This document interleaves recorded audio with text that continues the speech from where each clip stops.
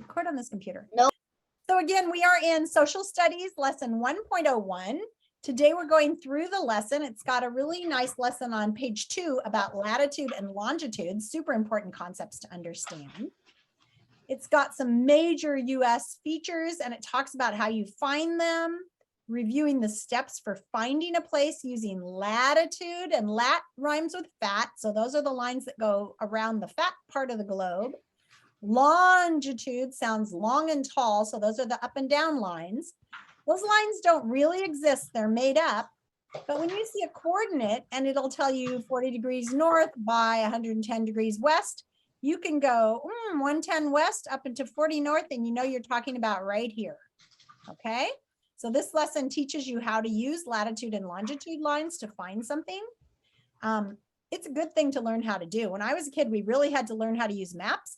Now you guys will probably use more GPS, but it's really good to learn how to find them on a map. And so here's a trick about how to find some of the most famous things in the United States: the Mississippi River, the Mojave Desert, the Pacific Ocean, the Rocky Mountains. Here's Oregon, Portland, all those things on a map. So this is a fun exercise that you're going to do when you're done with this class.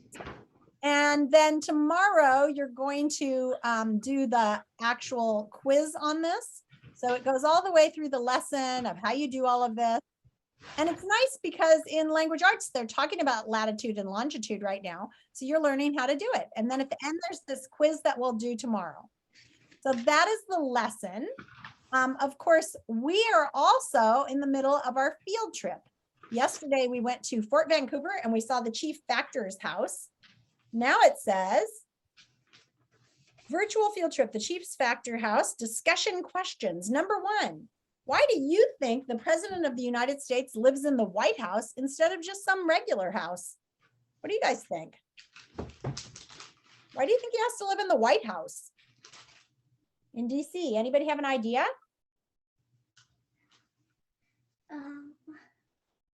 Be brave, my friends. Do you think in a regular house people would bother him? Yeah. Might not even be safe, right?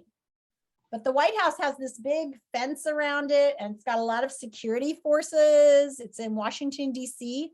Also, did you know if you go to Washington, D.C., you can actually visit parts of the White House? You can go on a tour and see our nation's capital, and you can see where the president lives a little bit. I actually know that. Similarities between the White House, the reason that the chief factor lived in the fourth largest house. Like, why do you think that our biggest job in the US gets such a fancy house, and the best, most important job in Fort Vancouver had such a fancy house? Why was that important? What do you think? Anybody have an idea? Makes it like people didn't. I don't know. I was about to say. Well, Liam, finish your thought, because I think you're onto something, a good idea.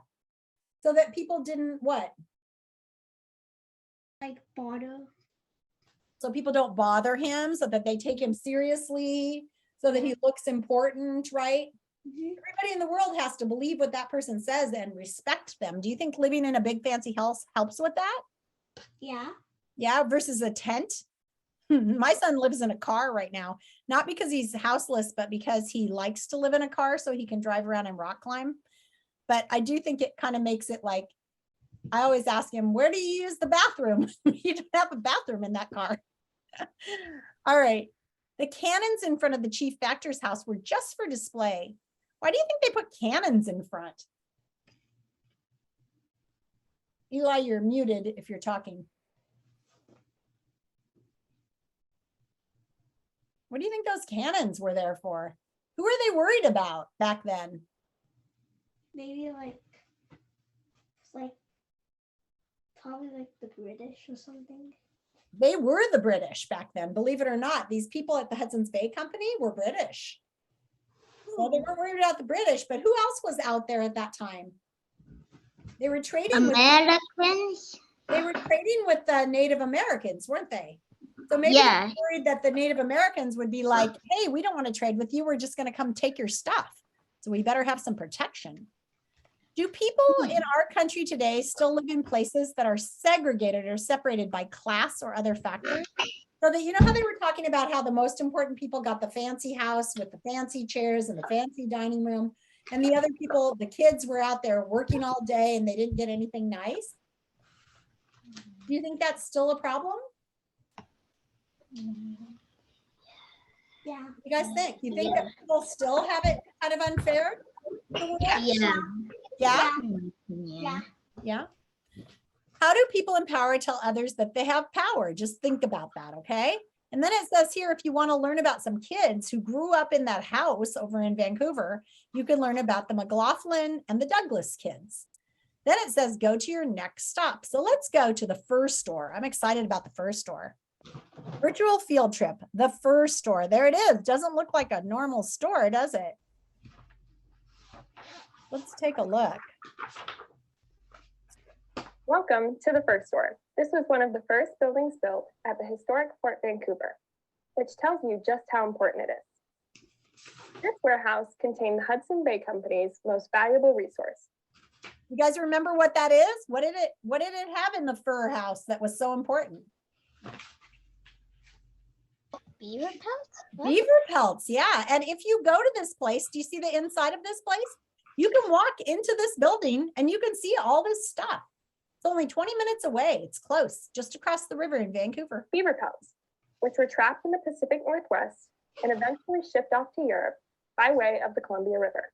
Historically, this entire two-story building would have been filled wall to wall with animal pelts. Today, we have about 500 on display to give you a sense of what it would have looked like in the past. In 1843, which was near the peak of the fur trade in this area, the Hudson's Bay Company shipped over 60,000 pelts of different kinds from Fort Vancouver to England. About 1/3 of these would have been the most desirable beaver pelt, and that shipment would have been worth millions of dollars in today's money. The reason beaver pelts were so valuable was because of a fashion trend that was popular for over 300 years in Europe. People would pay a huge amount of money to put a beaver on their head, in the form of a hat, of course. Beaver was so valuable at the time, it was nicknamed soft gold. You could have become incredibly wealthy if you were one of the investors in the fur trade industry. Although the style of the beaver felt had changed often throughout this 300-year time period, the felt stayed the same. Felt made from beaver fur was not only soft, but also made a very durable and water-repellent hat, which made it the most sought after among all of the furry animals. This put tremendous strain on the beaver population and almost led to their extinction. It is hard for us to relate to the fashion trend of the beaver felt hat today, but it is important to understand that in Europe during this time period, what you wore on your head helped define who you were. These hats were a status symbol, which meant if someone saw you wearing a beaver felt hat, they would think that you were a wealthy or a powerful figure. This would set you apart from other people, much in the way that a luxurious sports car or valuable jewelry may today. It is important to know how big the Columbia Department territory was.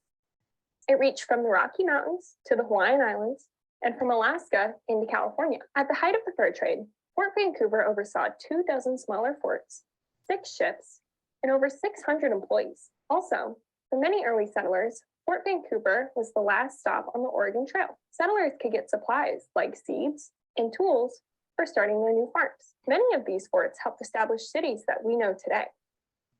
Fort Vancouver, of course, became Vancouver, Washington. Fort George became Astoria, Oregon. Fort Nisqually became Tacoma, Washington. And Fort Victoria became Victoria, British Columbia, in Canada. Fort Vancouver employed trappers.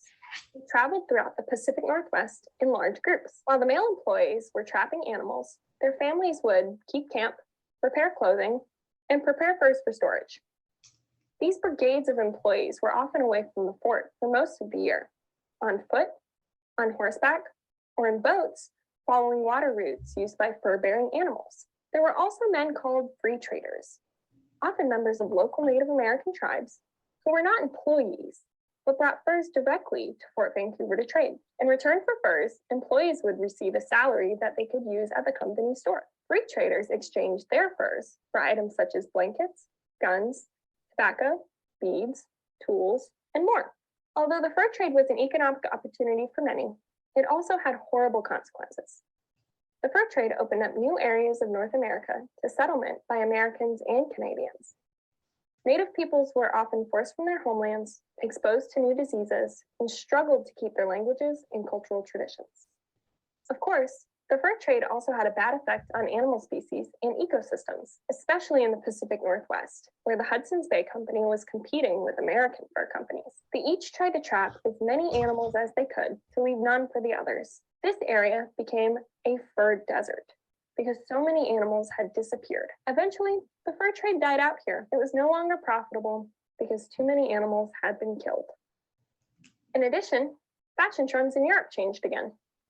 In the 1850s, Queen Victoria's husband, Prince Albert, was seen wearing a silk top hat while making a speech. The demand for beaver felt hats dropped as they went out of style, and everyone wanted silk hats instead. Because of this, the Hudson's Bay Company turned their attention to other activities, such as farming and establishing stores that sold home goods. The history of the fur trade is important because it changed the Pacific Northwest forever. It was an industry that caused people to migrate great distances, supported trading across the globe, but it also ruined natural ecosystems. The consumers, the people in Europe who bought the beaver felt hats, were the driving force behind all of these changes. As we learn about the history of the fur trade, it is important to think about how the actions we take today in choosing our clothing, our food, or even our electronics may be affecting people and resources elsewhere in the world. Okay, that was our next part of the field trip. And there are some questions afterwards. Oh, no, there's not. It says activity, keystone species, learn more about beavers. And then it says there's an activity learning about beavers and also reading and exploring about George Stewart Simpson, a kid who worked at the fur store. So remember, if you want to find these, just type in Fort Vancouver and you can search out this site and look at some of this stuff.